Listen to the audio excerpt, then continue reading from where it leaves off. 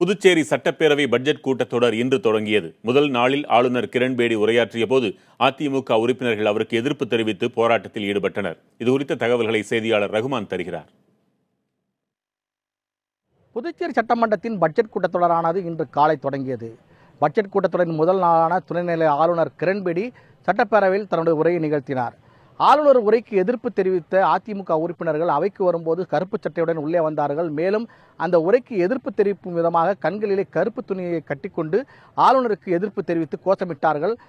தொடர்ந்து மக்களால் தேர்ந்தெடுக்கப்பட்ட சட்டமன்ற உறுப்பினர்களை தொடர்ந்து அவமதித்து வருவதாகவும், மேலும் சபாநாயகரோட உத்தரவுகளை விமர்சனம் செய்து வருவதாகவும் அவர் மீது குற்றம் சுமத்திய அதிமுக உறுப்பினர்கள் ஆளும் அரசானது தொடர்ந்து மக்கள் நல திட்டங்களை எதையும் சரிவர செயல்படுத்தப்படவில்லை என குற்றம் சுமத்தி கிட்டத்தட்ட 10 நிமிடங்களுக்கு மேலாக அவையிலே கூச்சல் குழப்பமிட்டார்கள்.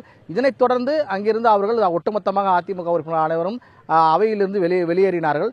தொடர்ந்து ஆளுநர் கிரண்பேடியானவர் தொடர்ந்து உரை நிகழ்த்தினார். அவருடைய உரையிலே குறிப்பிடக்கூடிய முக்கிய அம்சங்களான புதுச்சேரியை பொறுத்தவரை கடந்த பட்ஜெட்டில் 6550 கோடி ஒதுக்கீடு செய்யப்பட்டன. இந்த நிதியில் கிட்டத்தட்ட 93.80% செலவிடப்பட்டிருப்பதாக தெரிவித்திருக்கின்றார். அதேபோன்று புதுச்சேரியை பொறுத்தவரை தனிநபர் வருமானம் என்பது 10.60% உயர்ந்திருப்பதாக தெரிவித்திருக்கின்றார்.